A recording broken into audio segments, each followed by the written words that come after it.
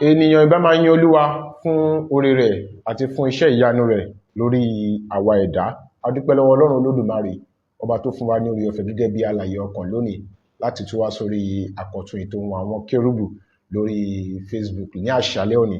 Gẹ́gẹ́ bí a ti sọ wípé Ọlọ́run yóò tún lò wá fún ìrànlọ́wọ́ àti ìtẹ̀síwájú rẹ̀ láti tún wá sórí ètò tòní. A dúpẹ́ o nítorí pé àánú rẹ̀ ló pa wá mọ́, ojú rẹ̀ ló dá wa sí, ipá rẹ̀ ló wà pẹ̀lú wa tí a tún fi wá sórí ètò yìí.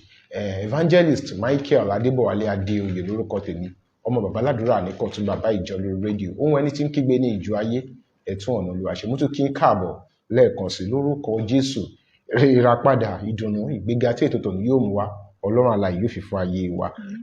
Fẹ́yìn tẹ́fẹ́ darapọ̀ mọ́ wa, ẹ darapọ̀ mọ́ wa lórí péjì wa ohun àwọn kérúbù concept. Ẹ like, ẹ share, ẹ follow, ẹ comment, ẹ dẹ̀ láǹfààní láti pè wọlé sórí ètò tòní. A ó gbé ìpè yín bí ètò tòní bá ṣe ń wọlé. Àlejò wa tí wọ́n tún wà nílé pẹ̀lú wa, olórin ẹ̀mí ni wọ́n, ọmọ Séráfù tòótọ́ ni wọ́n, olórin ẹ̀mí ni wọ́n, ọmọ Séráfù tòótọ́ òun ni wọ́n. Màmá wa nínú Olúwa, Lady Evangelist Bùsáyọ̀ Awóyẹmí, èyí tí gbogbo èèyàn mọ̀ sí àyànfẹ́ Jésù. Àwọn ni àlejò àwọn ọmọ ẹ káàbọ̀ sórí ètò. Yes, sir. Ìjọ Ọlọ́run ńkọ́? Ìjọ Ọlọ́run wá sí. Ẹ bá wa kí gbogbo àwọn èèyàn tó ń wò yín nílé. A kí gbogbo àwọn tó ń wò wá nílé wípé ẹ káalẹ́ o, àdẹ̀kù ọjọ́ ti tòní. Ọlọ́run alààyè yóò wà pẹ̀lú wa. Àmín Jésù. Màmá wa olórin ẹ̀mí lẹ́tí jẹ́ ká gbóhùn yín gẹ́gẹ́ bí olórin ẹ̀mí. Ẹ jẹ́ ká gbóhùn yín, ẹ jẹ́ ká gbóhùn yín. Ọwọ́ Olúwa tó ń ṣiṣẹ́ agbára, ìyanu lọ̀rọ̀ rẹ̀ tó yí ayé wa padà. Orísun ìyè, orísun tí kìí gbẹ. Ọwọ́ Olúwa tó ń ṣiṣẹ́ agbára. Ọlọ́run alààyè yóò ràn wá lọ́wọ́. Àmín Jésù. Ta ni Bùsáyọ̀ Awóyẹmí? Kí lórúkọ bàbá, kí lórúkọ ìyá, ìlú wo náà bí ń sí? Ó yá, ẹ jẹ́ ká gbọ́. Bùsáyọ̀ Awóyẹmí jẹ́ obìnrin tí orúkọ ìyá mi sì ń jẹ́ Yẹ́misí, tí orúkọ bàbá mi jẹ́ Joel. Bùsáyọ̀ Awóyẹmí wá láti ìlú Ọ̀yọ́ ní Èrúwà. Ọmọ Èrúwà ní, ọmọ ìlú Èrúwà ní. Ọlọ́run alààyè yóò tún bọ̀ ràn wá lọ́wọ́. Àmín Jésù. Ibo lágbólé yín l'Èrúwà? Òkèọlá lágbólé wa ní l'Èrúwà. Ọlọ́run alààyè. Iṣẹ́ kí ni ìyá yàn láàyò? Iṣẹ́ kí ni bàbá yàn láàyò? Ìyá yan iṣẹ́ kátàkárà láàyò. Bàbá dẹ̀ yan iṣẹ́ ká máa wa ọkọ̀ láàyò. Ìyá yan iṣẹ́ kátàkárà láàyò. Bàbá sì yan iṣẹ́ ká máa wa ọkọ̀ láàyò. Ọlọ́run alààyè yóò ràn wá lọ́wọ́. Orin tẹ́ ń kọ, iṣẹ́ jogún bá ní àbẹ́ kọ́ṣẹ́ orin kíkọ àbí báwo lẹ ṣe bẹ̀rẹ̀ orin kíkọ? Mi ò jogún bá orin kíkọ.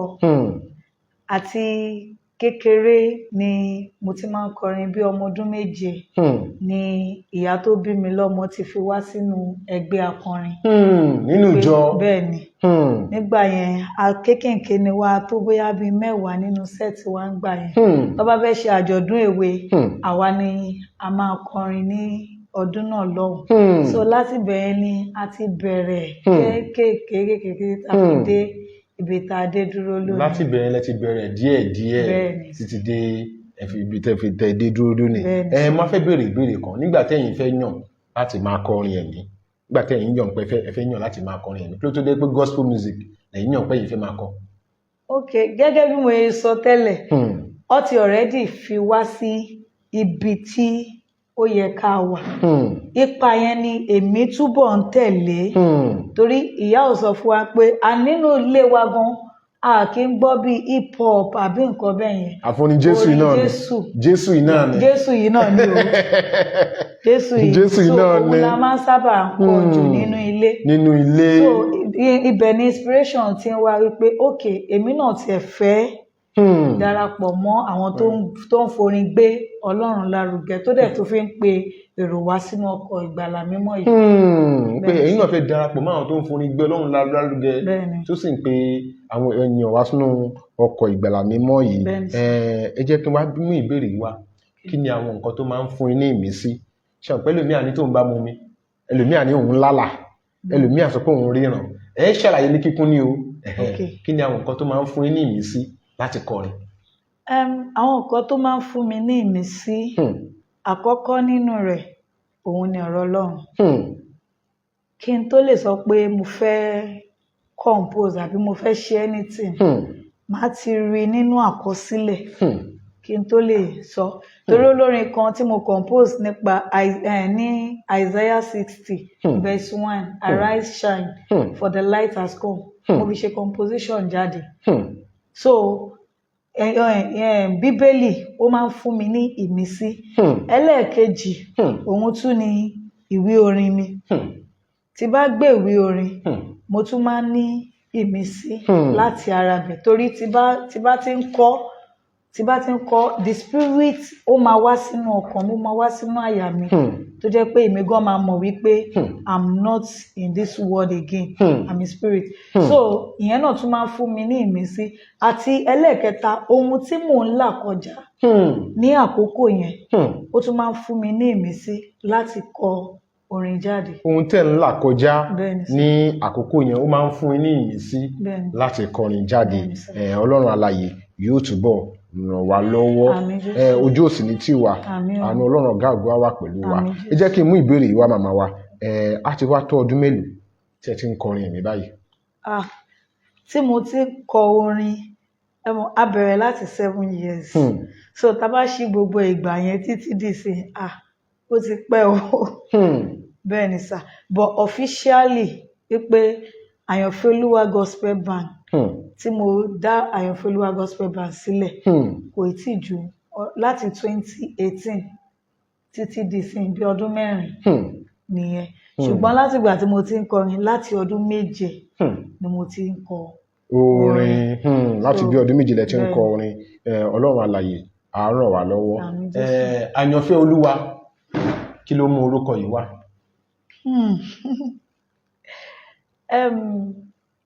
Àyànfẹ́ Olúwa is not a name I name myself. Orúkọ tí ènìyàn fún mi láti ẹnu Ọlọ́run ni. Kí n tó dá báǹdì mi sílẹ̀.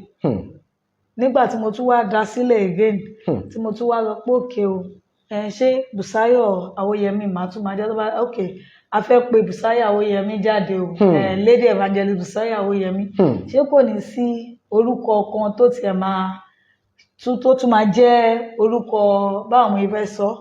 Orúkọ àpèsọ stage name. Ṣé kò ní sẹ́nìtì bẹ́ẹ̀ ni kọ́ náà àwọn báǹdì mi wá ní kí ló dé tẹ́ jẹ́ Àyànfẹ́ Olúwa? Ó dé èèyàn kejì tó wá sọ.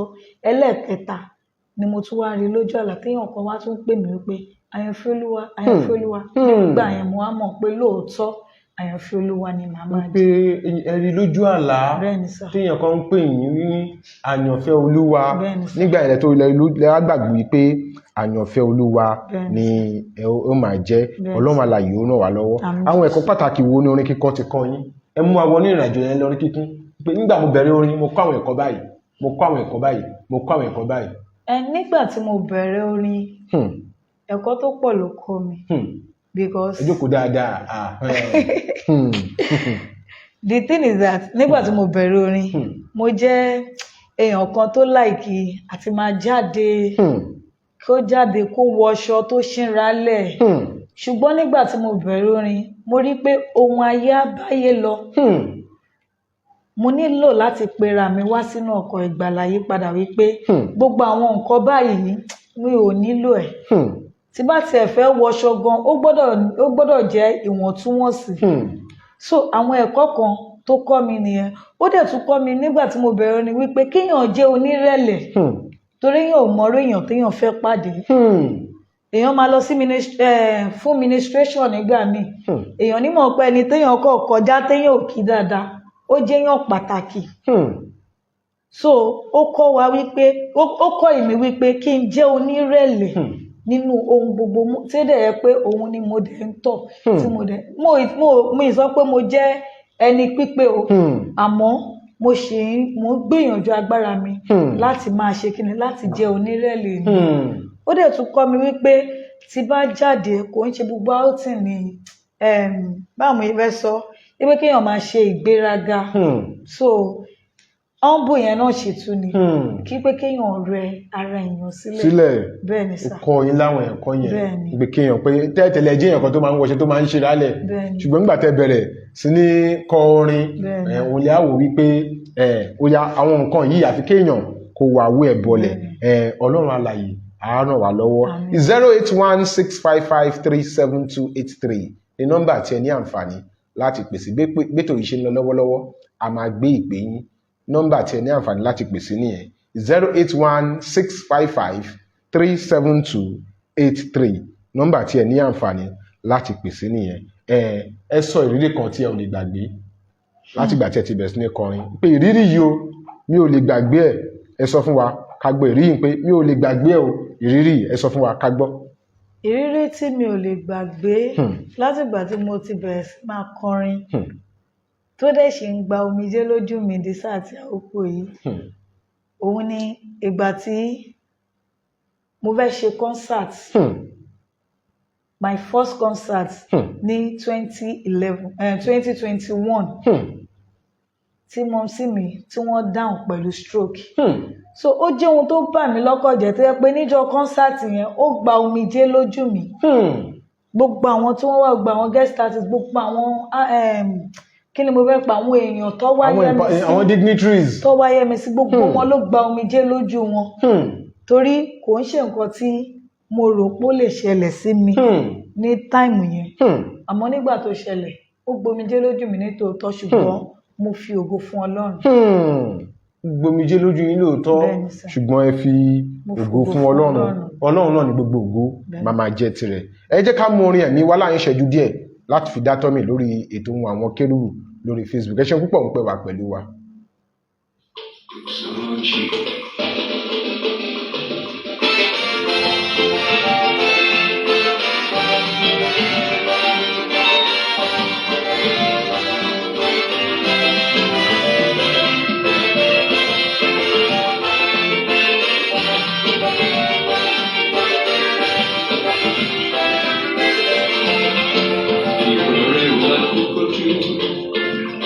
Ọba tó ní wá ọbẹ̀ tó tẹ́wọ́ sí àfihàn fún ọ láṣíwájú pé sọ́ba ilé tó máa rè o ọba láàdúrà o ìrẹ́ ní ìtọ́ sí Olúwa.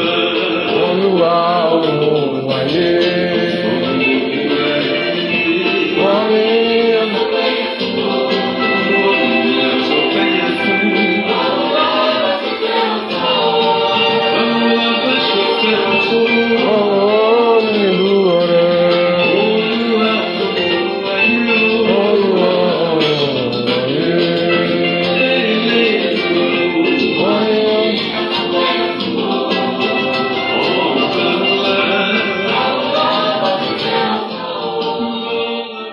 adúpẹ́ lọ́wọ́ Ọlọ́run Olódùmarè tó wà pẹ̀lú wa ní orí ètò tòní ètò ohun àwọn kérúbù ló ń lọ lọ́wọ́lọ́wọ́ ibi tí a ti ń ṣe àgbéyẹ̀wò iṣẹ́ ìránṣẹ́ ikọ̀ àti ìríjú Ọlọ́run alààyè tí Ọlọ́run gbé orin ẹ̀mí lé lọ́wọ́ Lady Evangelist Bùsáyọ̀ Awóyẹmí àyànfẹ́ Olúwa àwọn ni àlejò ẹ̀pá tó tónu àtẹ̀kùn màmá wa nínú ìrìn àjò yín kí ni àwọn nǹkan tí a lè pè ní àdójúkọ ẹ là á dáadáa káwọn èèyàn gbọ́ nínú àwọn nǹkan tó jẹ́ àdójúkọ nínú ìrìn àjò yín gẹ́gẹ́ bí olórin ẹ̀mí àwọn nǹkan olè lẹ́la kọjá gẹ́gẹ́ bí ló jẹ́ àbí àdójúkọ. Àwọn ohun tí mo là kọjá gẹ́gẹ́ bí àdójúkọ òun ni pé financially I'm not stable so ó ń jẹ́ nǹkan tí ó ń affect mi gidi because kò sí bá a ṣe fẹ́ lọ fún ministration a máa wọ mọ́tò a máa sanwó band a máa sanwó àwọn backup so tí ibi tá a dẹ̀ ń lọ kò ń ṣe ibi tó jẹ́ pé a máa ní okay o ẹ mú 100,000 wá ẹ mú 200,000 wá so financially kò tí àwa àìtí wà stable financially ṣe understand àwọn àdójúkọ kan nìyẹn ẹlẹ́ẹ̀kejì ni wípé tá bá ní outing bóyá méjì àbí mẹ́ta nípa financially yẹn náà tí ó bá sí ọkọ̀ ṣó ti yé yín bẹ́ẹ̀ ọkọ̀ tí ó sì kò ní jẹ́ kí ẹ̀kú adé bí ẹ jẹ́ ká kọrin ní wákàtí kan ká tún sáré lọ sọ́ọ̀mù ká tún kúrò bẹ́ẹ̀ ká tún lọ síbẹ̀ yẹn so àwọn àdójúkọ tí à ń rí nìyẹn. àwọn àdójúkọ tí ẹ̀ ń rí nìyẹn financially kọ́lọ́run kó túbọ̀ ràn wá lọ́wọ́ ẹ jẹ́ ká wò báyìí ẹ̀yin àti àwọn ọmọlẹ́yìn ìwà aṣíwájú sí ọmọlẹ́yìn lápá abẹ̀yẹn báwo kí ni ojú ìwòye ẹ̀kọ́ wo ló kọ́ yín? ní ti àwọn ọmọlẹ́yìn mi pẹ̀lú èmi nǹkan tí mo rí kọ́ ni pé ká máa fi ìfẹ́ lò because tí bá fẹ́ ṣe anything tí bá sọ fẹ́lẹ̀ wípé nǹkan tí mo fẹ́ ṣe leléyìí o ẹ ti dẹ́ ká tún ṣe lọ́nà báyìí tí bá tún sọ fẹ́lẹ̀ ó lè jẹ́ pé mọ̀ràn àwọn méjèèjì máa papọ̀ torí nǹkan tí mo rí pé a jọ ń fi ìfẹ́ bára wa lò ìmọ̀ wá ń ṣe ọ̀kan tí bá ní òkè o báyìí ni mo ṣe fẹ́ ṣe o wọ́n ní ṣe bẹ́ẹ̀ fẹ́ ṣe nìyẹn kò sí wàhálà kò sí bẹ́ẹ̀ ṣe tà ní báyìí ṣe. ìyẹn ni pé ìgbà mi wà tẹ́yìn máa sọ pé báyìí lẹ́yìn ṣe fẹ́ ṣe o báyìí ni mo ṣe fẹ́ ṣe.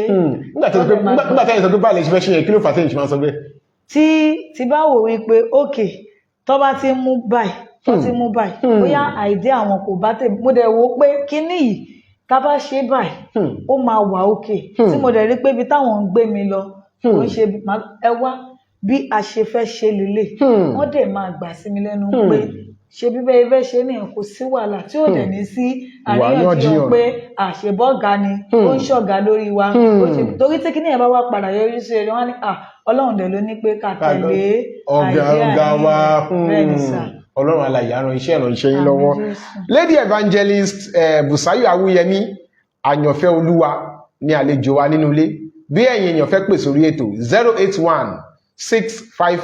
081-655-37283 ní nọ́mbà tí ẹ ní àǹfààní láti pè sí tẹ́ ẹ bá ti pè báyìí a máa gbé ìpè yín lọ́wọ́lọ́wọ́ báyìí ẹ̀kọ́ àtúntò ní àtẹ̀kọ́ àlejò wa kí ni àwọn nǹkan tí ẹ rí wípé kò bójú mu nínú iṣẹ́ orin ẹ̀mí ní kíkọ tí ẹ rò pé ó yẹ kí gbogbo olórin ẹ̀mí kí wọ́n wá àtúnṣe sí? ok àwọn nǹkan tí mo rí wípé kò bójú mu tí àwọn olórin ẹ̀mí gbọ́dọ̀ wá àtúnṣe sí àkọ́kọ́ òun ni ìmúra wa bẹ́ẹ̀ ni sà especially àwa tí a jẹ́ obìnrin olórin ẹ̀mí mi tẹ́bárí tó ń kọrin á ṣínra lẹ̀ á ṣe gbogbo àyà sílẹ̀ èyí tí ò dẹ̀ bójú mu ẹlòmíà ní ẹ̀rí níbi iṣẹ́ mi wọ́n máa fi wọ̀n mí wá ní ẹ̀wá ẹ̀rí bó lé orin eléyìí ṣe bó ṣe múra ni bóyá ti bá ń wo àwọn olórin àwọn nǹkan mi lọ́wọ́ ti bá ń wo wọ́n máa wò pé eléyìí ṣe wá múra báyìí ó ṣe wá ṣínra lẹ̀ bá ó ṣe wá ṣe nípa bóyá ń sọ ọ̀rọ̀ yẹn ó ti disqualify olórin yẹn ibùdó kí n sọ pé ẹni yóò mà ti lọ gan wá ní ṣètò ló lọ ló jẹ́ kó ó ti disqualify gẹ́gẹ́ bí olórin ẹ̀mí gẹ́gẹ́ bí gospel musician o lè múra bẹ́ẹ̀ bí a tó bá wà nílé ẹ̀ ṣùgbọ́n nǹkan tó bá mú ẹ pé o fẹ́ gbé live o fẹ́ káwọn èèyàn wò ẹ̀ o lọ sí ẹlòmíà sọ pé torí òun lọ sí pàtí wedding aránṣọ tí ò bójú mu torí wọ́n lọ́pẹ́ olórin níbẹ̀ aránṣọ tí ò bójú mu á ní ṣèbí wedding ni irọ́ ibi tó lọ yẹn o mọ̀ bí èèyàn kan wà ńbẹ̀ tó nílò èèyàn tó wà decent láti pè wá sí church so irú ìwọ tó ti múra bẹ́ẹ̀ ó ti disqualify ẹ already gẹ́gẹ́ bí olórin gẹ́gẹ́ bí olórin so ìmúra wa ó gbọ́dọ̀ jẹ́ ìwọ̀ntúnwọ̀nsì ó jẹ́ àkọ́kọ́ ẹlẹ́ẹ̀kejì òun ni pé kólórin ẹ̀mí kí a ní ìrẹ̀lẹ̀ bẹ́ẹ̀ ni sà kí a ṣe kí ni ká ní ìrẹ̀lẹ̀ tẹ́ bá ráwọn àwọn olórin ẹ̀mí mi tó bá ti kọrin tán wọ́n á bọ́ síta wọ́n á máa lọ rojọ́ wọ́n á máa fi tí wọ́n fi distract àwọn olórin mi ẹlòmíì olórin ẹ̀mí mi á ní kí ló ń kọ gan kí ló ń ṣe gan wọ́n á máa ṣe èké báwo mo yẹ fẹ́ sọ wọ́n á máa sọ̀rọ̀ ẹni lẹ́yìn tó dẹ̀ pé rẹ ní olórin ẹ̀mí nǹkan tí wọ́n gbọ́dọ̀ bá lọ́wọ́ olórin ẹ̀mí a máa ṣe àwọn ìwà ìgbèrè tí wọ́n gbọ́dọ̀ bá lọ́wọ́ olórin ẹ̀mí ìyẹn náà ó pẹ̀lú sà olórin ẹ̀mí a máa ṣe gbogbo chọ́ọ̀chì tó bá ti lọ especially obìnrin á ti mú olórí ìjọ wọn á rò pé òun lòun fẹ́ fi gòkè ọlọ́run dẹ̀ ló ń gbéyàn ga kì í ṣe ènìyàn ọlọ́run ló ń gbéyàn ga kì í ṣe ènìyàn ọkùnrin mi náà ti wò láyé akọrin eléyìí ló dé eléyìí ló ṣe gbá irọ́ ni ó ń pa tálẹ̀ǹtì ara ẹ̀ mọ́lẹ̀ ó ń pa tálẹ̀ǹtì ara ẹ̀ run ni ìyẹn ò sọ pé kó di ńlá. So a gbọ́dọ̀ ṣe àkíyèsí àwọn nǹkan bẹ́ẹ̀ yẹn. A gbọ́dọ̀ ṣe àkíyèsí àwọn nǹkan bẹ́ẹ̀ yẹn, ojú òní tí wà, ara òní ni wá. Gẹ́gẹ́ bí olórin ẹ̀mí, àwo orin mélòó lẹ ti ṣe jáde? Mo ì tí ṣe àwo orin kankan jáde. Single tí mo ṣe jáde hymn ni. A ṣe ń ṣe ètò àti gbé orin wa kan jáde ni báyìí. Ẹ ṣe ń ṣe ètò láti gbé orin yín jáde ni. Ètò ohùn àwọn kérúbù lórí Facebook ló ń lọ lọ́wọ́lọ́wọ́. Ẹ ṣé púpọ̀ ń pẹ́ wà pẹ̀lú. Ẹ jẹ́ ká tún mú orin ẹ̀mí wá sí etí ìgbọ́yín lórí ètò tòní. Ẹ ṣé púpọ̀.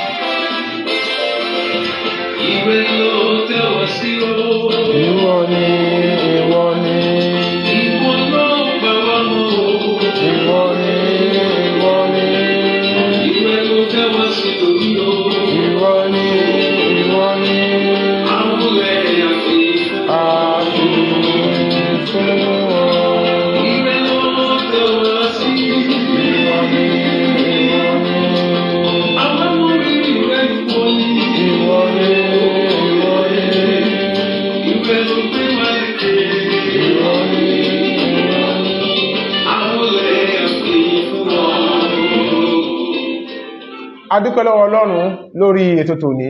Lady Evangelist Bùsáyọ̀ Awóyẹmí àyànfẹ́ Jésù ní àlejò wa lórí ètò ẹ̀kọ́ atótónu àtẹ̀kan. Yes sir. Ẹ jẹ́ kí n mú ìbéèrè yìí wá. Ǹjẹ́ ti jẹ́ ọ̀gá akọrin nínú ìjọ Ọlọ́run kankan rí? Bẹ́ẹ̀ni sir. Ìjọ wo? Nínú ìjọ tí mo wà, Blessed Bam in Gilead. Lẹ ti jẹ́ ọ̀gá akọrin. Ọ̀gá akọrin níbẹ̀. Lẹ ti jẹ́ ọ̀gá akọrin. Kọ́lọ́run alààyè kó wà pẹ̀lú wa. Ṣé dandan ni pé téèyàn bá jẹ́ olórin ẹ̀mí òun ló gbọ́dọ̀ jẹ́ ọ̀gá akọrin nínú ìjọ? Rárá o, kò ṣe dandan torí ìgbà tí mo jẹ́ ọ̀gá akọrin mi ń ṣe olórin ẹ̀mí o. Nígbà yẹn gan mi tí máa compose àmọ́ nípa ìwé orin mo mọ ọ̀bá níbẹ̀. So ìgbà yẹn ẹni tó yẹ kó jẹ ọ̀gá akọrin wa nígbà yẹn ó ṣe àṣemáṣe, wọ́n wá fún ní suspension. So wọ́n kò fi èmi fi ṣe bí adélé dígẹrẹwu pé ṣe wọ́n ṣe dígẹrẹwu dé. So wọ́n kò fi èmi fi ṣe ni nígbà yẹn wípé tó bá rẹ̀ ti padà dé o wá ṣe kí ni a continue iṣẹ́ o. Torí gbà yẹn èyí composition mi ń compose òun ló máa ń ṣe gbogbo ẹ̀. Nǹkan tó kọ̀ wá ń bẹ̀ tó bá compose ẹ̀ tán àwa máa fohùn tó níyọ̀ tó ní kíní ẹ̀yin máa fi gbé. So ìgbà tí ó wá yá tó wá lọ nígbà yẹn kò ṣáà padà wá lọ́wọ́ fi sọ pé ókè o ìwọ ni ó máa jẹ ìwọ ló máa ṣe lọ lọ́dọ̀ wá di ìwọ la fi jẹ́ ìwọ la fi jàgbà oyè ọ̀rọ̀ wa fi di bẹ́ẹ̀. 08165537283 nọ́mbà tẹ̀ ń wò yẹn lè máa pè sí mo rí pé ẹ̀yin kan ń pe nọ́mbà kan mi báyìí nọ́mbà yẹn kọ́ lè máa pè nọ́mbà tẹ̀ ń wò yẹn tẹ̀ ń wò lọ́wọ́lọ́wọ́ yẹn lè máa pè sí 08165537283 ní nọ́mbà tí ẹ ní àǹfààní láti pè sí. Tó bá ti pè wọlé a máa gbé ìpè yín lọ́wọ́lọ́wọ́ báyìí. Ẹ jẹ́ n béèrè ìbéèrè kan, kí ló fà á tí ọ̀pọ̀lọpọ̀ àwọn olórin ẹ̀mí máa ń tó kúrò ní ṣọ́ọ̀ṣì kan bọ́ sí mi kúrò ní ṣọ́ọ̀ṣì kan bọ́ sí mi kúrò ní ṣọ́ọ̀ṣì kan bọ́ sí mi, kí lẹ rò pé lè fà á? Nǹkan tí mo rò pé ó lè fà á tí mo mọ̀ pé ó ti ṣẹlẹ̀ sí èmi náà rí àmọ́ èmi ò kúrò níbi tèmi wà torí bẹ́ẹ̀ lèmi ti dìde ni wípé tí báwọn ẹ̀rẹ́ sọ tí wọ́n bá ti bẹ̀rẹ̀ sí máa sọ pé o ò ṣe lè ìwọ kìíní kan tó tí wọ́n ń sọ wípé tó bá yá ẹ máa kọrin káàkiri àmọ́ ilé yín dá síbẹ̀ ẹlòmíì ò ń fẹ́ ṣe àtúnṣe nínú ilé ẹ̀ a wá sọ pé òkè ṣèbí kinní kan ni wàhálà wọn ti pọ̀ jù jẹ́ kí n lọ síbi bòmí ó dẹ̀ mọ̀ lọ́kàn rẹ pé nǹkan tó ń ṣe yẹn kò dáa èyí tó yẹ kó fi ṣàtúnṣe torí nǹkan tí mo mọ̀ tó máa ń fà ní wípé tó bá ti ba ilé ẹ̀ jẹ́ bóyá ó jẹ́ bí ọ̀gá akọrin ni o kò sí ni tó bá fẹ́ jó lórí ẹ̀mí wàá nípò pàtàkì nínú ìjọ tó ń ṣe so tó bá jẹ́ ọ̀gá akọrin ni òòjọ́ ọ̀gá akọrin bóyá o kò jẹ́ floor member ni ó wá di wípé wọ́n ní program ò ráyè ti church ẹ mọ́ ò ń ṣe síta ti church ẹ kò ká ẹ lára mọ́ kò sígbà tó lórí ìjọ ò ní sọ̀rọ̀ táwọn olórí ìjọ bá dẹ̀ ń bínú wọ́n máa ṣe kéde kò sí bí wọ́n ṣe lè sọ̀rọ̀ bẹ́ẹ̀ ni wọ́n á sọ̀rọ̀ sí ẹbí nǹkan ọmọ kékeré even gan kó jẹ́ ọmọ kékeré lọ lórí ìjọ yẹn kó o jù lọ tó bá fẹ́ sọ̀rọ̀ wọ́n á sọ̀rọ̀ sí ẹbí pé ọmọ inú wọn ló jẹ́ so tó bá sọ̀rọ̀ ẹlòmíì kò lè gbà mọ́ra kò lámú mọ́ra a wá sọ pé instead tó máa fi sọ̀rọ̀ sí mi jẹ́ ń lọ sí ibòmí tó bá tún lọ síbẹ̀ yẹn á tún ṣe kí ni á tún kúrò ńbẹ̀ náà nítorí nǹkan kan náà ló máa tún gbé kúrò ńbẹ̀ á wá di pé wọ́n ń lọ káàkiri chọ́ọ̀chì. a wá rí wípé gbogbo àwọn olórí ìjọ yẹn ìwà wọn fẹ́ dẹ́gbọ́n ṣe kí ni wọ́n fẹ́ dẹ́gbọ́n jọra wọn nígbà míì gẹ́gẹ́ bí akọrin ṣé dandan ni pé téèyàn bá ti wà ń kwáyà gbogbo pé mo ti wà ń kwáyà o àwọn kérúbù wà ń kwáyà o ṣé dandan ni pé èmi náà gbọ́dọ̀ gbé microphone gbọ́dọ̀ kọrin. rárá kò ń ṣe dandan tí èèyàn ò bá ní passion tí Ọlọ́run ò bá kọ sí ẹ tó bá gbégbé ẹ̀gàn láàrin ọdún kan ni bẹ́ẹ̀ ni ẹni tọ́lọ́run ò sọ fún pé kó ṣe kinní báyìí tó wá lọ ń ṣe ẹ mọ̀ pé irú ẹni yóò máa padà tẹ́bọ̀ ni bó ṣe rí nìyẹn kó tó di pé mo bẹ̀rẹ̀ lè náà àìmọye mẹ́sẹ̀gì ẹ lọ ṣe gbá tí mo ti ń gbà tó yẹ pé mi ì tiẹ̀ kọ́ bí ara sí tí mo ní iṣẹ́ orin ibu kí ni mo fẹ́ fi kún àwọn òbí mi wọn lówó lọ́wọ́ èmi gan fúnra mi mò ń struggle life mi ni kí ni mo wá fẹ́ fi kún iṣẹ́ orin eléyìí so ìgbà tí Ọlọ́run rẹ̀ wá ní ó ti yá lákòókò yìí òun ni mo gbégbá ni mo bẹ̀rẹ̀ sí máa ṣiṣẹ́ kọ orin àwọn olórin ẹ̀mí àwọn tẹ́jẹ́ jẹ́ olórin ẹ̀mí ìjọ Kérúbù àti Séráfù àti àjọṣepọ̀ yín pẹ̀lú wọn àti bí ẹ ṣe di gbogbo ẹ ṣe rí àtàwọn tó tún gòkè àtàwọn tẹjọ jẹ́ sàwáwò àwọn tó ẹ̀ṣẹ̀ ń bọ̀ kí ni ojú ìwòye yín pé eléyìí bó ṣe rí yìí ẹjá wà tún ṣe sí bó ṣe rí yìí ẹjá wà tún ṣe sí ìjọ Kérúbù àti Séráfù ni mo ń sọ̀rọ̀ nípa ẹ̀ kí ni ojú ìwòye yín. nǹkan tí mo rí nípa ìjọ Kérúbù àti Séráfù olórin ẹ̀mí ni wípé nǹkan tí mo kàn fẹ́ sọ ni pé kó jẹ́ ká nífẹ̀ẹ́ ara wa kélé gbé eléyìí lọ́wọ́ sókè ẹ mọ̀ pé tá bá fọwọ́ wọ ọwọ́ òun lọ́wọ́ ṣe mọ́ tá bá fọwọ́ ẹyọ kan ìkejì lè má mú tarí tá mọ̀ pé ẹni yìí a ti tó ṣe èmi nísìn gẹ́gẹ́ bí àyànfẹ́ Olúwa mo ti gun òkè o àyànfẹ́ Jésù lélẹ̀ jẹ́ kí èmi náà ṣe kí ni ìfà lọ́wọ́ sókè àyànfẹ́ Olúwa wá fa àyànfẹ́ Jésù sókè. tó ti yé yín bẹ́ẹ̀ yẹn ṣùgbọ́n nínú ìjọ Kérúbù àti Séráfù kó àwọn kan ń ṣe àmọ́ kò fi bẹ́ẹ̀ wọ́pọ̀ bẹ́ẹ̀ ni sà àwọn kan ń ṣe ṣùgbọ́n kò fi bẹ́ẹ̀ wọ́pọ̀ láàrin ara wa àwọn tó ti gòkè wọn rẹ́dí àti fa àwọn tó wà ní ìsàlẹ̀ lọ́wọ́ sókè so àwọn tó dẹ̀ wà ń sàlẹ̀ náà àwọn náà ń ṣe ìgbéraga láti lọ bá àwọn tó wà lókè so àmọ́ tí àwọn tó báwo mo yẹ fẹ́ sọ tí àwọn tó wà lókè tó bá lè wò pé ìwọ tó wà ń sàlẹ̀ ìwọ náà máa bọ̀ gbogbo àyè yìí ó tó everybody àmọ́ kọ́lọ́run kó gbà fún wa kọ́lọ́run kó dẹ̀ fún wa ní ìfẹ́ tòótọ́ láàrin ara wa. àmín kọ́lọ́run kó túbọ̀ fún wa ní ìfẹ́ tòótọ́ láàrin ara wa. kí ni ọ̀rọ̀ àmọ̀ràn yín sí gbogbo olórin ẹ̀mí pátápátá ní irú àkókò tí ayé wà báyìí kí ni ọ̀rọ̀ àmọ̀ràn yín sí gbogbo olórin ẹ̀mí?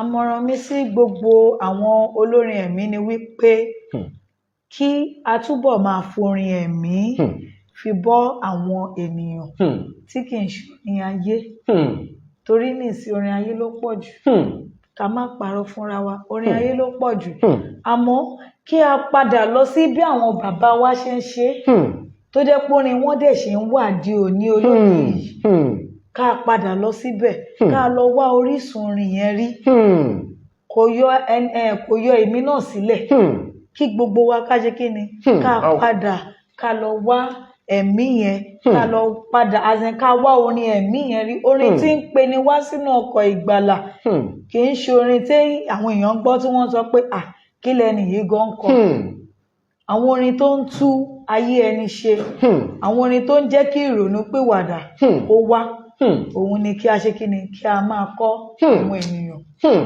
àwọn orin tí yóò máa jẹ́ kí ìrònú pìwàdà kó wá òun ni kí a máa kọ́ àwọn ènìyàn. Ọlọ́run alààyè á túbọ̀ ràn wá lọ́wọ́, ojú òní tí wà. Ẹ̀yin gẹ́gẹ́ bí olórin ẹ̀mí, kí ni àwọn nǹkan tí ẹ̀ ń fojú sọ́nà fún?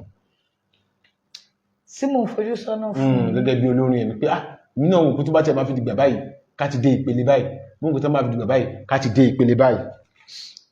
Àwọn nǹkan tí mò ń fojú sọ́nà fún òun ni pé tó bá máa fi di bíi ọdún mélòó kan sí kí èmi náà kí n ti ṣe kí n ti dẹni tí ayé ń fẹ́, kọ́lọ́run nínú àánú rẹ̀ kó ti gbé mi sókè, kó ti di pé orin mi káàkiri gbogbo aráyé, orin mi ń ṣe kí ni ó ń yí oníròbìnújẹ́ lọ́kàn padà, tó níròbìnújẹ́ ṣe kí ni tó fi ń fò fáyọ̀, tẹ́ni tó ń kú lọ tó ń gbọ́ tó ń ṣe kí ni tó ń di alààyè. Nǹkan tí mo fẹ́ kí orin mi ṣe kó ṣe àtúnṣe nínú ayé gbogbo ẹ̀dá ènìyàn. Pé kórin yín kó ṣe àtúnṣe nínú ayé gbogbo ẹ̀dá ènìyàn. Ẹ̀ ń sọ nípa àwọn orin táwọn bàbá wa tí wọ́n ń kọ láyé àtijọ́. Orin táwọn bàbá wa ń kọ láyé àtijọ́ yẹn àti ìta ń kọ sí àwọn apá abolú ti wọ́. Láyé àwọn apá abolú ti wọ́ tó ẹ dárúkọ orin àwọn bàbá wa láyé àtijọ́. Ìta táwọn ń kọ sí yẹn olórin ẹ̀mí ní abẹ́ẹ̀kọ́. Àwọn apá abolú ti wọ́, ẹ mú wa lọ sún àwọn ìpele àwọn apá abolú ti wọ́. Nǹkan tó ṣẹlẹ̀ ni pé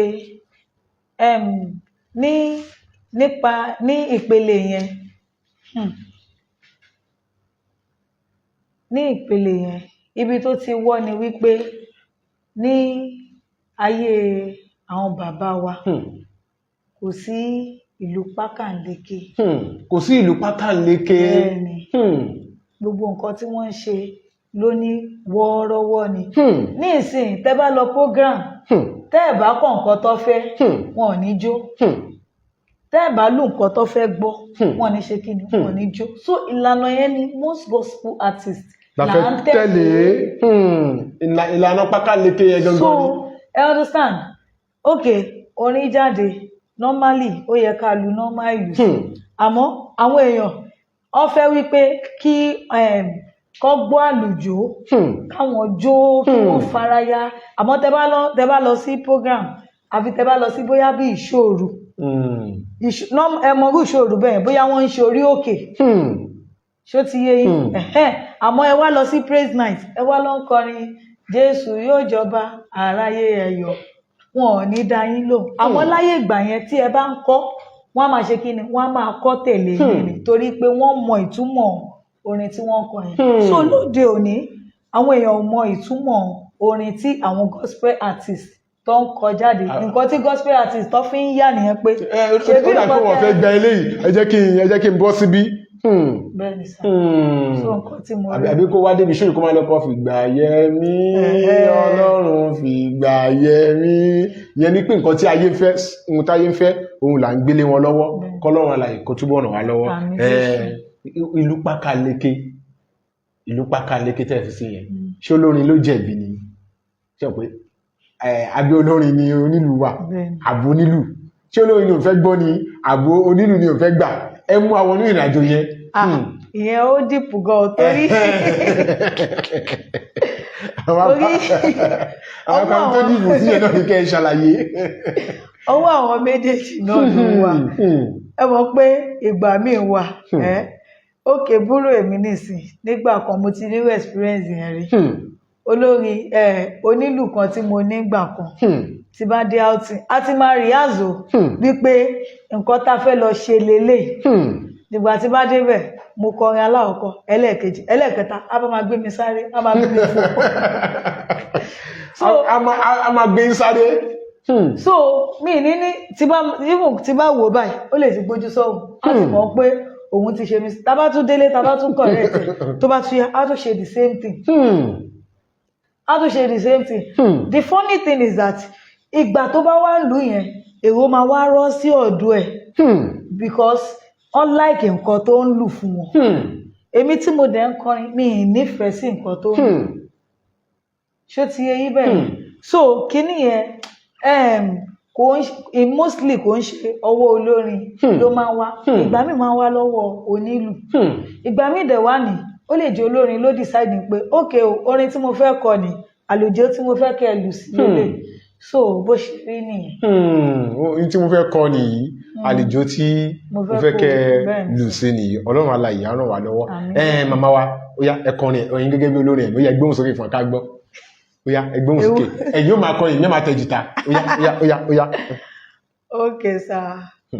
Okay ẹ kí n kọ orin mi kan tí à ń ṣiṣẹ́ lórí. Ó yá ẹ kọ ká gbọ́. Ìrànlọ́wọ́ mo fẹ́ bàbá dìde ìrànlọ́wọ́ o ìrànlọ́wọ́ mo fẹ́ káyé mi lè sọ tògo rẹ ìrànlọ́wọ́ mo fẹ́ bàbá dìde ìrànlọ́wọ́ o ìrànlọ́wọ́ mo fẹ́ káyé mi lè sọ tògo rẹ Ọlọ́run ìrànlọ́wọ́ dìde fúnrànlọ́wọ́ wa àwọn ojú rẹ lọ́sàn lóru jẹ́ kí ìrànwọ́ fọhùn olórí ayé wa ìrànlọ́wọ́ la fẹ́ káyé wa lè sọ tògo rẹ ó yẹ gbérin ìrànlọ́wọ́ la fẹ́ bàbá dìde ìrànlọ́wọ́ o ìrànlọ́wọ́ mo fẹ́ káyé mi lè sọ tògo rẹ ìrànlọ́wọ́ mo fẹ́ bàbá dìde ìrànlọ́wọ́ o ìrànlọ́wọ́ mo fẹ́ káyé mi lè sọ tògo rẹ ó wá ní dìde nínú àánú rẹ dìde nínú agbára dìde nínú àánú rẹ kó wá ṣèrànwọ́ fún mi ìrànlọ́wọ́ dìde nínú àánú rẹ dìde nínú agbára dìde nínú àánú rẹ kó wá ṣèrànwọ́. Ẹ ká tún gbé ìrànlọ́wọ́ mo fẹ́ ó yá let's go. Ìrànlọ́wọ́ mo fẹ́ bàbá dìde ìrànlọ́wọ́ o ìrànlọ́wọ́ mo fẹ́ káyé mi lè sọ tògo rẹ ìrànlọ́wọ́ mo fẹ́ bàbá dìde ìrànlọ́wọ́ o ìrànlọ́wọ́ mo fẹ́ káyé mi lè sọ tògo rẹ. Màmá wa ìrànlọ́wọ́ ni mo fẹ́ kí ló mú orin yìí wá. Nǹkan tó mú ìrànlọ́wọ́ ni mo fẹ́ jáde wá òun ni ìgbà tí mo ń la àwọn ìṣòro kan kọjá. Ẹ lórí ètò ohùn àwọn kérúbù la wà orí ètò ohùn àwọn kérúbù la wà orí ètò ohùn àwọn kérúbù la wà ẹ ṣe ń pọ̀. Ok nígbà tí mo ń la àwọn ìṣòro kan kọjá tí ó kọjá ọgbọ́n òye mi tí mo rò pé ibo mo fẹ́ gbé gbà ìgbà náà mo wá lọ síwájú ọ̀tà ni mo wá bẹ̀rẹ̀ sí mo wà nínú àwẹ̀ ọjọ́ 3 nígbà tó di ọjọ́ 3 ni orin yẹn wá jáde pẹ̀lú omijé ní ojú ni mo fi kọ orin yẹn wípé ìrànlọ́wọ́ mo fẹ́ torí láìsí ìrànwọ́ Ọlọ́run ayé mi ò lè sọ tú ògo rẹ̀ tí ò bá dá sọ́rọ̀ ayé mi kò sí nǹkan tí mo lè já mọ́ lẹ́yìn orin yẹn Ọlọ́run dẹ̀ ṣe ìyanu mo dẹ̀ gbà ládùúrà kọ́lọ́run túbọ̀ máa tẹ̀síwájú. Àmín àmín ní àyànfẹ́ Olúwa gospel band níbi tí iṣẹ́ orin kíkọ dé báyìí àwọn apá abo lẹ ti fẹ́ ìrànlọ́wọ́ ẹ fẹ́ yìí ti sọ ní o. ok ibi tí mo ti fẹ́ ìrànlọ́wọ́ pọ̀ àmọ́ nínú ẹ̀ òun ni mo fẹ́ ìrànlọ́wọ́ nípa ilé gbígbé mo fẹ́ ìrànlọ́wọ́ nípa ọkọ̀ torí ìyẹn ni mọ́tò tó máa gbé yín tó máa gbé yín fò. mo fẹ́ ìrànlọ́wọ́ nípa yẹn náà so àwọn nǹkan tí mo dé pé ó sì ṣe kinní tó sì ń mú mi lọ́kàn àbí àlọ́yìn sọ ìpẹ́ òun nìyẹn. Ọlọ́run alààyè á ṣe ìrànlọ́wọ́ fún gbogbo wa kí ni ọ̀rọ̀ àmọ̀ràn tí ẹni sọ fún gbogbo ọ̀dọ́ ìjọ Kérúbù àti Séráfù nírú àkókò báyìí. Gbogbo ọ̀dọ́ ìjọ Kérúbù àti Séráfù àmọ̀ràn tí mo ní láti sọ fún wa ni wípé kí a túbọ̀ súnmọ́ Ọlọ́run kí a má tẹ̀lé ohun ayé nítorí pé àwọn ènìyàn ti wọnú ayé gan so ká túbọ̀ súnmọ́ Ọlọ́run ká má tẹ̀lé ohun ayé rárá àwa tá a dẹ̀ ti ṣáko lọ ká ṣe kí ni ká pera wa padà ẹlòmíín wọ sùtánà ni o ṣùgbọ́n ibi tó ń dé ibi táwọn èèyàn ti ń bá pàdé ibi tó nǹkan táwọn èèyàn tó ń sọ nípa rẹ̀ kò fògo fún Ọlọ́run kí a ṣe kí ni ká péra wá padà ká má sọ pé ọ̀dọ́ ni mí egun ọ̀dọ́ sì wà lára mi egun ọ̀dọ́ tó wà lára wa yẹn ká lò ó fún iṣẹ́ Olúwa káwọn èèyàn lè mọ̀ wípé ọmọ yìí no ó kó ipa tiẹ̀ débi pé tá a bá sí nínú ìjọ yẹn as in tá a bá sí ní around nígbà tí wọ́n ń ṣiṣẹ́ ìránṣẹ́ wọ́n ní tí lágbájá bá dẹ̀ wà ń lé ni ohun ìyẹn ló yẹ kí ó máa jẹ́ ìwúrí wa ó ń ṣe ohun ayé òun ṣe ohun ayé kọ́lọ́run àlàyé kó túbọ̀ ràn wá lọ́wọ́ tí ẹ̀yin gẹ́gẹ́ bí olórin ẹ̀mí nínú ìjọ Kérúbù àti Séráfù tẹ́ bá lọ sọ́dọ̀ àárín àwọn olórin ẹ̀mí nínú àwọn ìjọ Ọlọ́run mi kí ló máa ń jẹ ojú ìwòye yín ẹ̀yin pé ẹ̀yin olórin ẹ̀mí nínú ìjọ Kérúbù àti Séráfù wá lọ sínú àwọn olórin ẹ̀mí ẹ wá wo bí nǹkan ṣe rí lọ sùá kí ni àwọn nǹkan tó máa ń jẹ ojú ìwòye yín àwọn ẹ̀kọ́ wo lẹ́kọ́ tí bá lọ sínú ìjọ Kérúbù àti Séráfù mi àbá àwọn ojú aláṣọ ara tí ò ń jẹ Kérúbù àti Séráfù tẹ wo bí nǹkan ṣe rí bẹ́ẹ̀ tẹ bá àwọn olórin ẹ̀mí wọ́n ṣe ń ṣe níbẹ̀ kí ló máa ń kí àwọn nǹkan tó máa ń wá. ìpele méjì ni sà àkọ́kọ́ ni wípé tẹ bá lọ sínú àwọn ìjọ mi àwọn olórin ẹ̀mí mi wọ́n decent nípa orin kíkọ nípa everything wọ́n wà okay àmọ́ tẹ bá tún lọ sáwọn ìjọ mi àwọn olórin ẹ̀mí wọn mi gbọ́dọ̀ sọ as in wọ́n wà organized ṣe understand ẹlòmíì ó pe rẹ̀ lólórin ẹ̀mí a máa kọrin orin àgbà báyìí ìlú àgbà báyìí jìtá máa gbà báyìí wọ́n á máa wá kí ẹ̀ lẹ́ẹ̀mẹwàá ó máa kọ àbúrò mi keyboardist ni ó lọ chọ́ọ̀chì kan tó ìgbà tó délé ló sọ fún mi tèmi náà sọ experience tèmi náà fún lòun náà wá délé ló wá sọ fún mi pé ipe ẹnìkan wá kọrin kí n forúkọ bọ ẹnìyẹn láṣìírí ó ní ó change key tó 10 ipe kò wá organize rárá ipa àwọn onílù gan complain everything complain the backups are not as in wọn ti ṣe wọn ta sọsọ rárá so the thing is that nígbà mí dẹ̀ ni ẹ̀dẹ̀ máa lọ church ibòmí ẹni tẹ́ máa rò pé lè kí jẹ́ ká tiẹ̀ wò ṣé ó lè kọ nǹkan tó yẹ kó máa kọ́ débi pé ìmísí máa sọ̀kalẹ̀ so nǹkan tí mo rí sí ni ojúwòye mi sáwọn ìjọ mi nìyẹn àwọn ìjọ mi dẹ̀ ni ẹ máa lọ bẹnu yín á dùn torí orin tẹ́ ẹ máa gbọ́ nǹkan tẹ́ ẹ máa gbọ́ tó ń jáde lẹ́nu olórin ẹ máa mọ̀ wípé no eléyìí ó rìn pẹ̀lú Ọlọ́run ó rìn déédéé níwájú Olúwa àmọ́ àwọn míì tí olórin ẹ̀mí mi tó fẹ́ kọrin tó ti lọ mutí olórin ẹ̀mí mi tó fẹ́ kọrin tó ti lọ fagbó tó ti lọ fa nǹkan awádé kílẹ̀ expect ń pò fẹ́ kọ. a máa kọ nǹkan míì mú orin. a kọ nǹkan míì mú orin tí nǹkan bí ba tún wà tó tún ju orin lọ a kọ. so ẹ lè expect wípé kí olórin ẹ̀mí yẹn kó kọ nǹkan gidi a kọ máa pe rẹ̀ lólórin ẹ̀mí ni ṣùgbọ́n lọ́pàá rẹ̀ ó mọ̀ wípé olórin ayé ni bẹ́ẹ̀ ni sẹ́.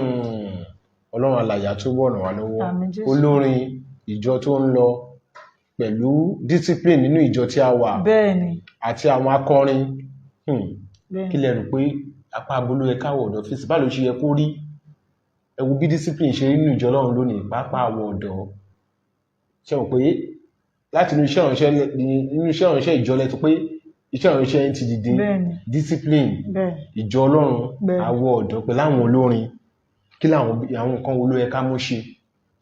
tí bá kí n sọ̀rọ̀ láti experience tèmi nígbà tí mo wà ní JS3 ni láti dé chọ́ọ̀chì Blessed Barmin Gilead láti jẹ́ mẹ́mbà so láti ìgbà yẹn dádì chọ́ọ̀chì tó jẹ́ olórí nìsín sínú Apostle Adeleke special Apostle Adeleke àwọn lọ́jọ́ ọ̀gá akọrin wa nígbà yẹn. ní bàbá Moses Adeleke àwọn lọ́jọ́ ọ̀gá akọrin nígbà yẹn. akọrin nígbà yẹn. yẹn ní pé bàbá ti ṣọ̀gá akọrin rí kó tó dolórí ìjọ.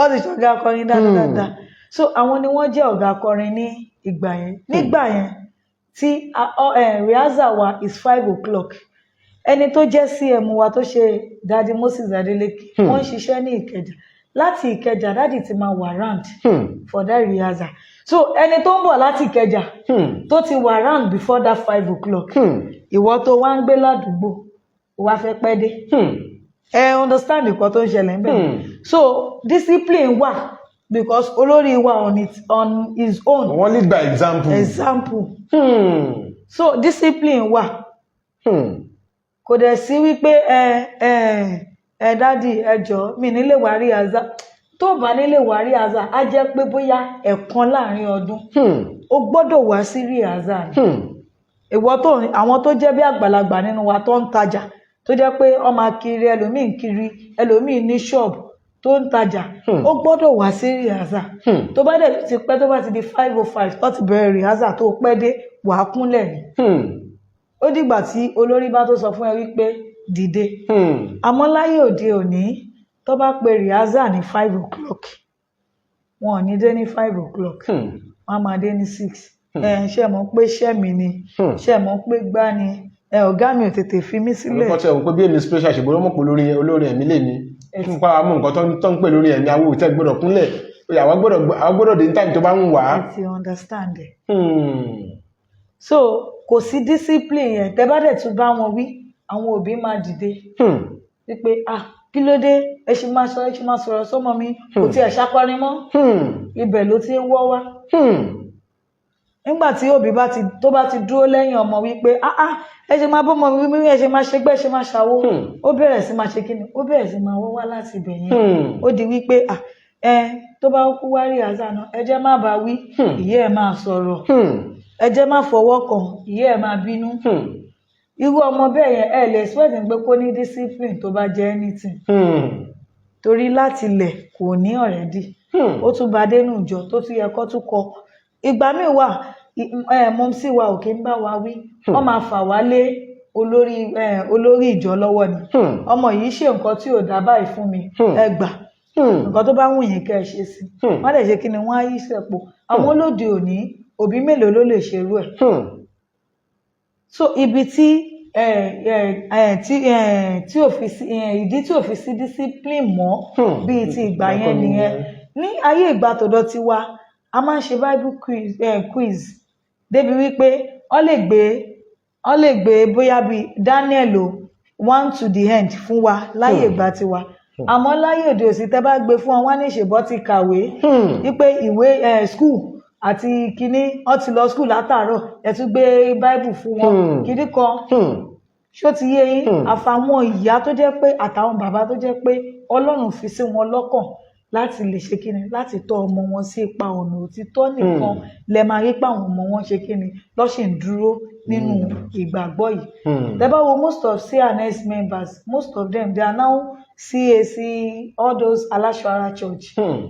Àbúrò mi náà yìí tó jọkùnrin tó ń tẹ keyboard ìgbà kan ó ní òun ò tiẹ̀ lọ CNS mọ́ kíní CNS ti pọ̀ jù kíní kan ìgbà tí dádì mi ní ó ṣe kíni ó lọ sí àmẹ́sì mọ́ ibi tó forí ẹ̀ sọlẹ̀ sí tó bí ẹ sí tó ṣe ó tó bẹ́ẹ̀. yẹn ni pé tí ìbáwí àwọn aṣíwájú bá ti wà. ó tó bẹ́ẹ̀ òun ló ṣe mú dúró sínú sí àmẹ́sì tó lè yẹ kí ó wá wúlò fún ìdílé.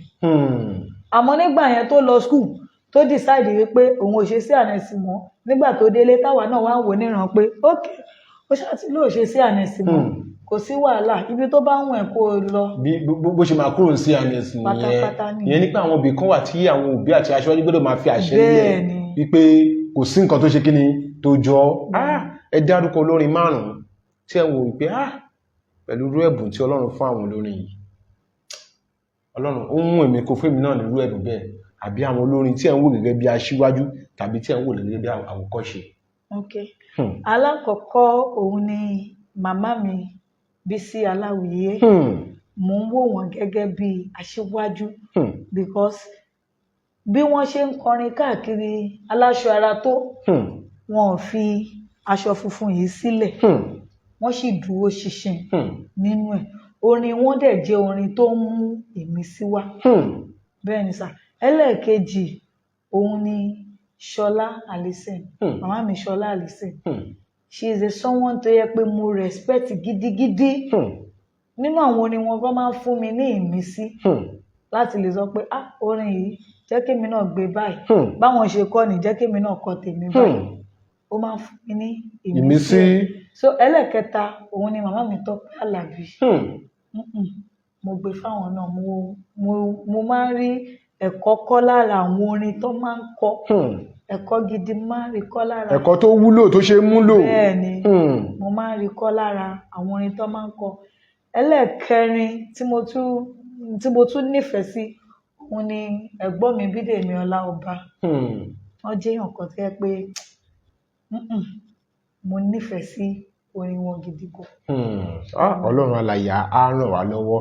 Lady Evangelist Bùsáyọ̀ Awóyẹmí, àyànfẹ́ Jésù, àyànfẹ́ Olúwa. Àyànfẹ́ Olúwa ẹ̀sán. Wọ́n ní tolúwa ni àti tolúwa, àyànfẹ́ Jésù àti àyànfẹ́ Olúwa, gbogbo ẹ̀ náà ó ṣe kí ni ó parapọ̀, ó dé kan. Àwọn ni àlejò wa lórí ètò tòní tí à ń ṣe àgbéyẹ̀wò lórí ìrìn àjò wọn sí inú iṣẹ́ orin. Kò sí kékeré nínú orin. Mo ń wo interview màmá wa Omijé Ojú Mi ní àná, mo ń wo lánàá nígbà táwa ń sọ̀rọ̀, wọ́n sọ pé kò sí nǹkan tó ń jẹ́ upcoming artist, olórin ni olórin ẹ̀mí ń jẹ́. Kò sí nǹkan tó ń jẹ́ upcoming artist, olórin ni olórin ẹ̀mí ń jẹ́. Kọ́lọ́run alààyè kó túbọ̀ ràn wá lọ́wọ́, kójú kó má tì wá. Ọlọ́run alààyè á gba ìṣàkóso náà ayé wa. Fún ẹ̀yin tí wàá fẹ́ pè wọlé 08165537283 ní nọ́mbà tí ẹ lè pè sí 08165537283 ní nọ́mbà tí ẹ lè pè sí 08165537283 ní nọ́mbà tí ẹ ní àǹfààní láti pè sí. Yàtọ̀ sí ìrànlọ́wọ́ ni mo fẹ́ jẹ́ ká tún wo orin míì tẹ́ tí ẹ ti ṣiṣẹ́ lé lórí tá a tún lè kọ yàtọ̀ sí ìrànlọ́wọ́ mo fẹ́. Ó yá ẹ jẹ́ ká gbé. Èmi ìyẹn English nìyẹn. Ó yá ẹ jẹ́ ká jọ kọ àjọsọ òyìnbó yẹn náà. Ìyẹn nínú Isaiah 60 láti mú ìwà. Ó lọ báyìí. Let the light shine, let the light shine, let the Spirit of the Lord come upon me. Let the light shine, let the light shine, let the Spirit of the Lord come upon me. Let the light shine. Let the light shine, let the light shine, let the Spirit of the Lord come upon me. Let the light shine, let the light shine, let the Spirit of the Lord come upon me. Gẹ́gẹ́ bí ọmọ ìjọ Kérúbù àti Séráfù, ẹ mú orin inú ìwé kan tí ẹ fẹ́ràn jù, ẹ mú jáde. Orin inú ìwé kan tí ẹ fẹ́ràn jù, ẹ mú jáde. A ní ìpè kan níbí o, a ní ìpè kan. Hello. Ẹ kálẹ́ sà. Kí lórúkọ yín àti bólẹ̀ tí ń pè wá? Àmì sà. Yes sir, ẹ ṣé, kí lórúkọ yín àti bólẹ̀ tí ń pè wá? Orúkọ mi ni Ọ̀ṣọ́dáyé. Ẹ káàbọ̀ sórí ètò, à ń gbọ́ yín sà. Ẹ káàbọ̀ sórí ètò bàbá Ọ̀ṣọ́dáre, ẹ káàbọ̀ sórí ètò, à ń gbọ́ yín sà. Mo ní kí n kí àwọn màmá wa Evangelist Báyọ̀ Báyọ̀. Yes ma. Wọ́n kí yín sà. Ẹ ṣé sà. Àmì sà. Àmì sà. Ẹ ṣeun gan sà. Ẹ ṣeun púpọ̀, ẹ ṣeun púpọ̀, ẹ ṣeun púpọ̀. Bàbá wa. Mo ní ìbéèrè gbogbo. Ó yá ẹ béèrè yín. Ẹ béèrè yín sà. Ìbéèrè mi. Oríbété Ọlọ́run alààyè. Bí a màmá wa ti lo anointing wa, wọ́n fẹ́ kẹ́ béèrè yẹn. Màmá wa, ó yá gẹ́gẹ́ bí ọmọ ìjọ Kérúbù àti Séráfù, ẹ mú orin kan tí ẹ fẹ́ràn jù, orin inú ìwé tí ẹ fẹ́ràn jù. Orin inú ìwé tí mo fẹ́ràn jù tó jẹ́ pé kò sí ìjọ́ kan kí n má kọ òun náà ni ọkàn mi yọ̀ nínú Olúwa torí ó jẹ́ ìyè fún mi. Òun rẹ̀ dùn púpọ̀ láti gbọ́, adùn ní láti rojú rẹ̀. Èmi yọ̀ nínú rẹ̀, èmi yọ̀ nínú rẹ̀. Gbà gbogbo fi ayọ̀ kún ọkàn mi, torí èmi yọ̀ nínú rẹ̀. ẹ̀yin tẹ́ wò wá nílé ẹ ní àǹfààní láti pè sórí ètò yìí 08165537283 nọ́mbà tẹ́ ń wò yẹn lẹ máa pè sí a máa gbé ìpè yín lọ́wọ́lọ́wọ́ báyìí bó ṣe fẹ́ kí àlejò wa àbẹ́fẹ́ béèrè ìbéèrè kan lọ́wọ́ wọn tẹ́ ẹ bá ti pè wọlé a máa gbé ìpè yín lọ́wọ́lọ́wọ́ báyìí Lady Evangelist Awóyẹmí Bùsáyọ̀ Àyànfẹ́ Olúwa ni àlejò wa tí a jọ ń sọ̀rọ̀ lórí ètò àwọn kérúbù lálẹ́ yìí ẹ ṣe púpọ̀ pẹ́ wà pẹ̀lú wa látàárọ̀ àti kọ Let the Light Shine àti kọ ìrànlọ́wọ́ ni mo fẹ́ àti kọ gbogbo ẹ̀ ó yá màmá wa Ọlọ́run á ràn wá lọ́wọ́ ojú òsì ní tí wà kí ni àwọn ẹ̀bùn mìíràn tẹ́ tún ní táwọn èèyàn fi tara wọn pẹ́ ní ẹ̀bùn ni. àwọn ẹ̀bùn mìíràn tí mo tún ní. yàtọ̀ sẹ́bùn orin. Orin lọ́lọ́run jogún. Orin lọ́lọ́run jogún fún yín. Torí mi ò mọ́jó mi. Mọ́jó. Orin lọ́lọ́run jogún fún yín. Lórúkọ Jésù. Ọlọ́run á túbọ̀ jogún ẹ̀bùn púpọ̀ fún yín. Àmín Jésù. Olórin ẹ̀mí tó fẹ́ ṣe àṣeyọrí nínú ayé tá a wà yìí, kí ni àwọn nǹkan tó gbọ́dọ̀ fi sojú ṣe? Àwọn nǹkan tó gbọ́dọ̀ fi sí ojúṣe tó bá fẹ́ jẹ́ ènìyàn nínú ayé tí a wà yìí. Ó gbọ́dọ̀ máa fi tọlọ́run ṣe nígbà gbogbo. Bẹ́ẹ̀ ni sà. Ìkejì, ó gbọ́dọ̀ mọ ọ̀rọ̀ Ọlọ́run. Nítorí nígbà kò sí ni ìdojúkọ máa wá. Kò sí ni. Ó máa là kọ́kọ́ kọjá. Bó jẹ́ nígbà tó ṣẹ̀ṣẹ̀ bẹ̀rẹ̀ ni o. Bó jẹ́ nígbà tó ti ń grow lọ ni o. Ìdojúkọ. So ọ̀rọ̀ Ọlọ́run ló gbọ́dọ̀ ṣe kí ni?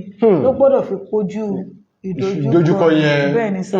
Then ohun tó ti ń ṣe ó gbọ́dọ̀ ṣe kí ni ó gbọ́dọ̀ máa wá ọ̀nà àti jẹ́ kó grow sí i kò ṣe wípé ṣọ́ọ̀ṣì nìkan tó ti ń pè mí nìkan ni online platform wà ó gbọ́dọ̀ máa ṣe bí àwọn online praise àwọn nǹkan mi tó gbọ́dọ̀ máa ṣe tó máa jẹ́ kí iṣẹ́ ìránṣẹ́ yẹn kó máa ṣe kí ni tó máa tẹ̀síwájú gẹ́gẹ́ bí èmi nìsín ìgbà tí mo máa bẹ̀rẹ̀ online praise mi mo kọ́kọ́ bẹ̀rẹ̀ ní oṣù àkọ́kọ́ tí mo kọ́kọ́ bẹ̀rẹ̀ mo kọ choose date oṣù ẹlẹ́ẹ̀kejì tí mo bẹ̀rẹ̀ mo kàn choose bí kí n choose first lélẹ̀ kí n wá choose on the 9 ní next month èèyàn kan wá pè mí ẹni ẹ jẹ́ bí àwọn mentor mi ẹni ẹ ń ṣe olórin ẹ̀mí o in short wọn mórin kọ àmọ́ wọ́n jẹ́ bí ìránṣẹ́ Ọlọ́run àlàyé ìgbà tẹ́ni ẹ wá pè mí ẹni ẹ wá bá mi sọ wípé instead tí mo fi ń choose different date choose a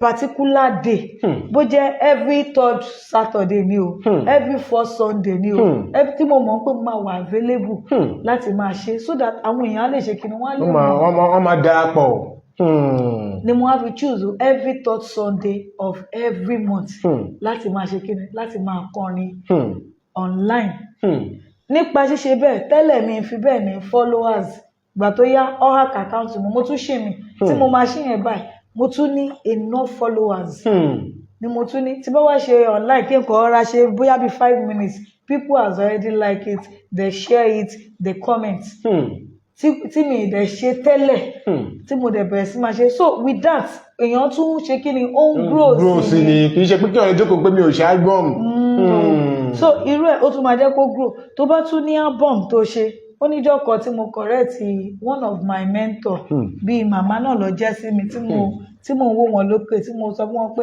ma ẹ ti ṣe record kò ń ṣe ẹyọkọ kò ń ṣe méjì kò ń ṣe mẹ́ta kò ń ṣe mẹ́rin tí a mọ̀ yín mọ́tẹ̀ ti ṣe but tẹ bá fẹ́ post picture yín ẹ máa gbórin orin mi sí ẹ máa wá gbé sí ibẹ̀ mo wá sọ fún wọn pé àwọn orin yín tẹ ṣe yẹn ẹ ṣe short video ẹ post ẹ let people know that you have a song tí ẹ ti ṣe sílẹ̀ táwọn èèyàn bá gbọ́ wọn ṣe kí ni á mú wọn tún máa ṣe kí ni á mú ẹ̀yin gan fúnra yín máa ṣe kí ni máa grow níbẹ̀ so nǹkan tí mo rí sí nìyẹn wípé ká túbọ̀ ká máa polongo ara wa ká dẹ̀ ṣe kí ni ká máa polongo iṣẹ́ orin wa tí Ọlọ́run gbélé wa lọ́wọ́ ká má dúró wípé àfi tí chọ́ọ̀chì bá pè mí nìkan bẹ́ẹ̀ ni pé àfi tí chọ́ọ̀chì bá pè àfi tó bá pè mí wá sí pátí nìkan ẹ jẹ́ kí n mú orin ẹ̀mí ìwá ẹ̀yin tí a bá fẹ́ pè wọlé 081-655-37283 nọ́mbà tẹ́ ń wò yẹn lẹ ní àǹfààní láti pè tẹ́ bá ti pè wọlé a máa gbé ìpè yín lọ́wọ́lọ́wọ́ báyìí orí ètò ohùn àwọn kérúbù làwọn ẹ jẹ́ kí n mú orin ẹ̀mí ìwá káfíńdátọ́ mi láàrin ìṣẹ́jú díẹ̀.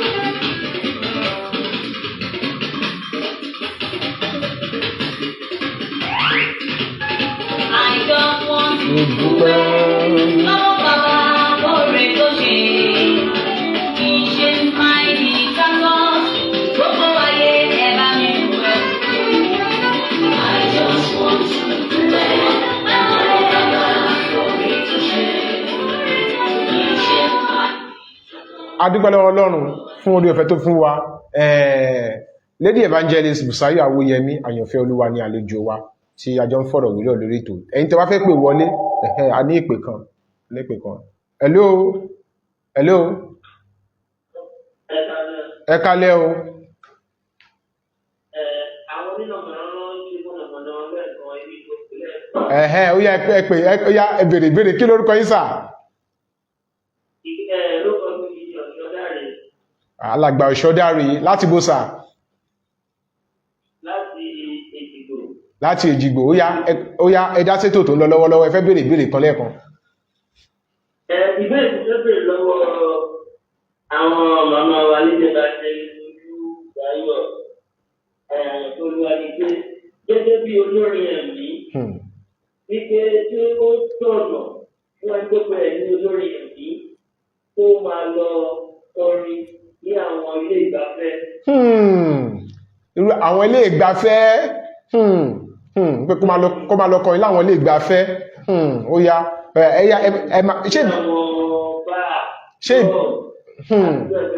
ṣé ìbéèrè tẹ́fẹ́ béèrè nìkan nìyẹn? Ó yá màmá wa, ẹ ṣé o. Ó ṣá màmá wa, ìbéèrè ní ìdáhùn ní. Kò tọ̀nà fún ẹni tó pe ira rẹ̀ ní olórin ẹ̀mí kó máa lọ kọrin ní ilé orin ìyẹn ní ilé ìgbafẹ́. Kò tọ̀nà fún olórin ẹ̀mí kó máa ṣe kíni, kó máa kọrin ní ilé ìgbafẹ́ bí kan sọ pé kó lọ sí club. Bẹ́ẹ̀ni. Torí wọ́n wá decide láti wá pín sí oríṣiríṣi. Wọ́n ní juju singer. So àwọn tí wọ́n pera wọn ní juju gospel singer, àwọn ni wọ́n ṣe kíni lọ kọrin ní ilé ìgbafẹ́. Àwọn juju gospel singer kò sí nǹkan tí wọn ò lè kọ. Kò sí nǹkan tí wọn ò lè kọ. Anything ló lè kọ. Bọ́yé ń kọ Òṣùpá ni wọ́n ń kọ Pasuma ló ń kọ anything. Gbogbo ẹ̀ ni wọ́n ṣe kíni ni wọ́n ń kọ papọ̀. So nǹkan tí mo rí àmọ́ normally kò tọ̀nà fún olórin ẹ̀mí tó pẹ̀rẹ̀ ní olórin ẹ̀mí tó dẹ̀ mọ̀ pé orin ẹ̀mí lòun kọ kó máa ṣe kíni. Bóyá kọ́ tẹ̀ ní kó wá kọrin jump pé máa wọlé tó bá ti wá kọrin jump yẹn máa fún ẹ 200,000. So kò tọ̀nà. Kò tọ̀nà fún olórin ẹ̀mí láti máa kọrin ní ẹ̀yin pẹ̀lú ìgbéyàwó. Báwo ló ṣe rọrùn sí? Àwọn ọmọ wà nílé, mò ń lọ kọrin. Máa káwọn mọ́lẹ̀. Àbí kẹ́ ẹ̀dínjọ́ kí dáàdì ní. Iṣẹ́ ti ṣó ń jẹ́lẹ̀. Àlọ́kọrin bí sọjí ni. ibi ìsọjí wo ló ti lọ kọrin? Báwo lẹ ṣe ń ṣe ẹrú àkọ́ ọ̀lẹ́ nìfẹ́ káwọn èèyàn kọ́ láti lórí nǹkan bẹ́ẹ̀? Èmi pẹ̀lú ìgbéyàwó kò rọrùn. Bẹ́ẹ̀ ni sà, àmọ́ Ọlọ́run fi àwọn àbúrò fi kẹ́ mi. Bẹ́ẹ̀ ni sà, Ọlọ́run fi wọ́n ṣe kí ni, wọ́n fi wọ́n kẹ́ mi. So àwọn ló máa ń sábà tọ́jú ilé. Ìyẹn ni pé tí fọ́kọ bá ti fẹ́ wọ àwọn àbúrò afáyé ṣọ́ọ̀kì ẹ̀ pé bàbá wa olúwa ní ẹ̀rọ, màmá wa ti lọ fún iṣẹ́ ìrànṣẹ́ tó kàn. Ọlọ́run alààyè yóò ràn wá lọ́wọ́. Gbogbo ọ̀dọ́ ìjọ Kérúbù àti Séráfù àbí gbogbo ọ̀dọ́ tó fẹ́ ṣe oríire láyé, kí ni àwọn nǹkan tí irú ọ̀dọ́ bẹ́ẹ̀ gbọ́dọ̀ mú ní ìwà àti ṣe? Gbogbo ọ̀dọ́ tó bá fẹ́ ṣe oríire láyé, tó bá dẹ̀ fẹ́ tó wà nínú ìjọ Kérúbù àti Séráfù àti gbogbo ọ̀dọ́ ní gbogbo àgbáyé, òun ni pé kí a mú ìwà ìrẹ̀lẹ̀, torí a ò mọ ẹni tá ó pàdé lọ́la. Ẹni tá rò pé a ti ṣe ìgbéraga sílẹ̀ nù, ó lè jẹ́ ẹnìyẹn gangan ló fẹ́ fà wá lọ́wọ́ sókè lọ́la. So a gbọ́dọ̀ ṣe kí ni, a gbọ́dọ̀ ní ẹ̀mí ìrẹ̀lẹ̀ gidi. Òun ni mo rí pé ó ṣe kókó, because tó bá lẹ́mí ìrẹ̀lẹ̀, gbogbo yòókù kékeré ni. Ìwọ tó lẹ́mí ìrẹ̀lẹ̀, o lè rágbàlagbà kó o bu, o lè rẹ́ni tó jù ẹ lọ tó bá ní kó gbé nǹkan wá, wàá ṣe kí ni, wàá ṣe. O lè rágbàlagbà tó ń fà nǹkan dání, wàá wá decide pé jẹ́ kí n filẹ̀ kó àwọn àyè tó ti ń bọ̀, ẹ jẹ́ kó máa lọ wájú kí mi máa bọ̀ lẹ́yìn. O dẹ̀ rí tó gbé nǹkan dání. So ẹ̀mí ìrẹ̀lẹ̀ yẹn ló ṣe kókó jùlọ nínú ayé ọ̀dọ́ ìsinyìí. Ọlọ́run alààyè yóò túbọ̀ ràn wá lọ́wọ́. A dúpẹ́ lọ́wọ́ gbogbo ẹ̀yin tí ẹ ti pè sórí ètò Ohùn Àwọn Kérúbù, gbogbo ẹ̀yin tí ẹ bá wa dá sétò. A dúpẹ́ lọ́wọ́ ẹ̀yin tí ẹ comment, a dúpẹ́ lọ́wọ́ ẹ̀yin tí ẹ ń wò wá lọ́wọ́lọ́wọ́. Lórúkọ Jésù Ọlọ́run alààyè á ràn gbogbo wa lọ́wọ́, ojú òsì ní tiwa, àlàáfíà Ọlọ́run ọ̀gá àgbà wa pẹ̀lú. A dúpẹ́ lọ́wọ́ màmá Lady Evangelist Bùsáyọ̀ Awóyẹmí wípé a pè wá sórí ètò, ẹ sì jẹ́ wa. Kí ni ọ̀rọ̀ tí ẹ fẹ́ sọ fún gbogbo àwọn ọmọ band? Gbogbo àwọn ọmọ band. Ọ̀rọ̀ tí mo fẹ́ sọ fún gbogbo àwọn ọmọ Àyànfẹ́olúwa Gospel Band ni wípé mo nífẹ̀ẹ́ wọn. Mo nífẹ̀ẹ́ wọn, kó dẹ̀ jẹ́ ká túbọ̀ máa tẹ̀síwájú, kí gẹ́gẹ́ bí a ṣe ń ṣe báyìí, kó jẹ́ ká túbọ̀ máa ṣe kíni, ká máa tẹ̀síwájú, torí àwa tá a bẹ̀rẹ̀ níbi pẹlẹbẹ, àwa náà la ṣe kíni, la ó dé òkè ńlá. Olúwa dẹ̀ gbé gbogbo adókè. Àmín Jésù. Èyí tó wọn àwọn Kérúbù náà bá fẹ́ join Àyànfẹ́olúwa Gospel Band, ṣé ó máa gba fọ́ọ̀mù ni? Ẹ máa gba fọ́ọ̀mù. Ọlọ́run alààyè ó ràn wá lọ́wọ́. Àmín Jésù. Nọ́mbà wo làwọn èèyàn lè pè sígbà tó bá fẹ́ pè yín? Okay, nọ́mbà tí wọ́n lè pè mí sí 081 081 48 06 13 07 07 lẹ́ẹ̀kan sí 081 48 06 13 07. Nọ́mbà tí ẹ lè pè Lady Evangelist Bùsáyọ̀ Awóyẹmí Àyànfẹ́olúwa sí nígbàkigbà tí ẹ bá fẹ́ pè wọ́n. A lérò pé nígbà míì tá bá tún pè wá sórí ètò Ohùn Àwọn Kérúbù, ẹ ó ní àǹfààní láti jẹ́ wa. Bẹ́ẹ̀ni sà. Ẹ tún kọrin ẹ̀mí kan fún akẹ́ tó lọ. Okay. Oore àtàánú rẹ̀ yí mi ká, oore ọ̀fẹ́ rẹ̀ ṣàn bí odò, ẹ̀mí rẹ̀ tọ́ ó sì ṣètùnú, ó ń bá mi lọ síbikíbi, èmi yọ̀ nínú rẹ̀, èmi yọ̀ nínú rẹ̀, gbà gbogbo fi ayọ̀ kún ọkàn mi, torí èmi yọ̀ nínú rẹ̀. Kẹ́ tó máa lọ gbàdúrà fún wa lórí ètò yìí. Okay. Ní orúkọ Jésù. Àmín. Ní agbára ẹ̀jẹ̀ Jésù. Àmín. A dúpẹ́ fún ìbẹ̀rẹ̀ ètò yìí. A dúpẹ́ fún ìmúsí abẹ́ ìtọ́jú ayérayé ẹ gba ọpẹ́ wa. A ti fẹ́ wá máa lọ báyìí, Olúwa ẹ máa bá wa lọ. Ayérayé ẹ ṣáfà tí Omega wa. Ìrànlọ́wọ́ èyí tó jọgbọ́n orí wa lọ ní orúkọ Jésù, Olúwa ẹ fi fún wa. Ayérayé wa bẹ̀bẹ̀ lọ́wọ́ rẹ, gbogbo àwọn tó ń wo prógámù yìí àtàwọn tó ń share prógámù yìí, a bẹ̀bẹ̀ lọ́wọ́ rẹ, ibi tí wọ́n ti ń mówó náà ní orúkọ Jésù, Olúwa ẹ má jẹ́ kí bẹ́ẹ̀ kó gbẹ. Olúwa ẹ túbọ̀ máa pèsè fún gbogbo àwọn tí ó ràn wá lọ́wọ́ ní orúkọ Jésù, Olúwa ẹ lọ ràn wá lọ́wọ́. Olúwa ẹ gbé àánú dìde.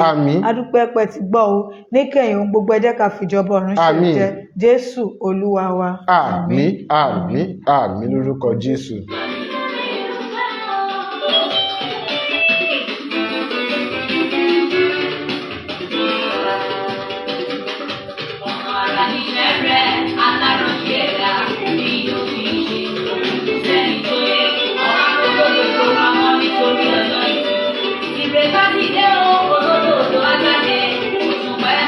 lọ ajá tó fi dùn sọ̀rọ̀ lẹ́yìn oṣù mẹ́ta oṣù bímọ tuntun oyún inú ẹ̀rín ó lọ bí oṣù lọ ìdíjà pé yíyọ ọlọ́run kórè ọgbọ́n ọlọ́run èrè lógún ẹ̀dá ọ̀sẹ̀ jẹ́ kùjẹ́jà ọ̀sẹ̀ ṣọ́lẹ̀rù àìsàn kan kọrí bí bàbá torí tó bẹ̀rù ìjọ sọ pé ní ìmàmú wa ẹ bá mi lò bí ẹ bá mi lọ.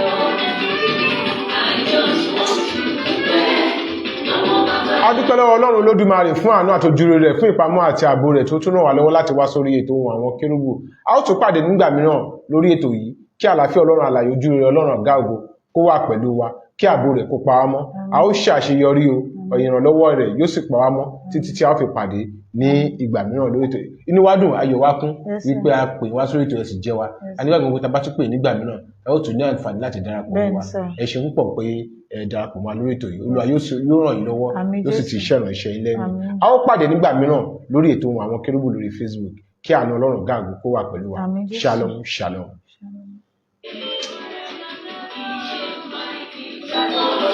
Gbogbo ayé